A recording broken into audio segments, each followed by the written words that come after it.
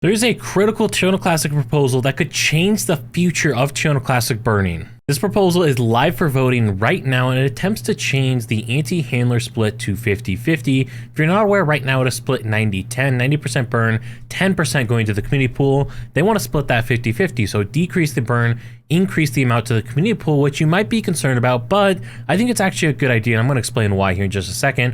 Why I'm bringing this up, though, and why it's so important is that there's only 3 days left on this proposal, and this could change the future of Terra Luna Classic burning, so it's very important to make sure that you guys go ahead, click on the vote section, and determine how you want to vote on this proposal. Now, let's go through some of my reasoning why I think that this could be a good idea. They have a really nice write-up right here that you guys should definitely go ahead and check out, but there's a couple key things I want to highlight for you. The first thing I want to highlight for you is that actually by splitting the funds, we could actually help fund future L1 development and other development efforts in the Terra Luna Classic ecosystem that could lead to more burns in the long term. It would just be less burns in the short term while we develop things. And so with more funding available for the L1 task force or potentially even other groups to come in and develop in our ecosystem, we could actually be developing faster. We could go at a better pace, which could also lead to more projects wanting to come into the blockchain and support our blockchain with different utilities that in turn could support the Terra Luna Classic burns. Now, what's nice about this is that this could add more predictability and stability to community pool funding. One issue we have right now with the community pool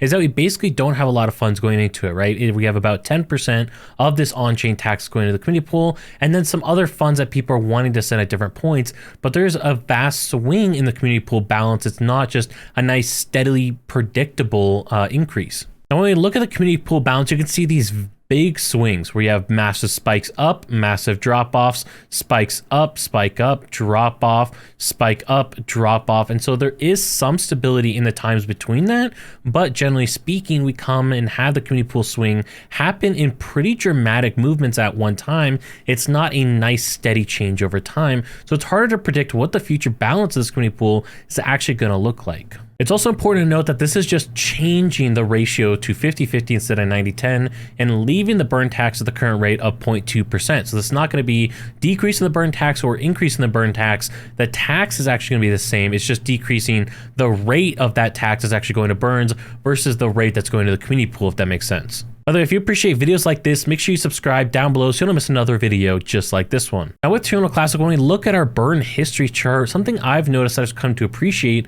is that we tend to have these stable points of burning, then we have some larger burns, we have stable points of burning, some larger burns, and that tends to come in from Binance and a couple other things that do larger burns, but we have very slow, stable burning coming in between those time periods. And so really, if we went ahead and we actually implemented this change, while yes, this rate would decrease, you guys can see this is almost the past month. This is the past 25 days that's presented right here. Let me just redo this so you guys can see this really well. This section right here, this is the past 25 days. This is, you could barely even notice that this is an increase. It's only going up right about there. Like, this is not a big change in increase of burns at all. And so maybe we cut that in half. You wouldn't really notice it on these charts. It wouldn't make that significant of a difference. However, we could fund the community pool a lot more, right? We're looking at, in this case, about 1 billion Terra Luna Classics that has been burned. We could add another 500 million Terra Luna Classics to the community pool and essentially increase the community pool value by about 50% from where it is right now. When we look at the breakdown of who's actually burning, you can see, of course, Binance coming in with the massive amount of Terra Luna Classic burns.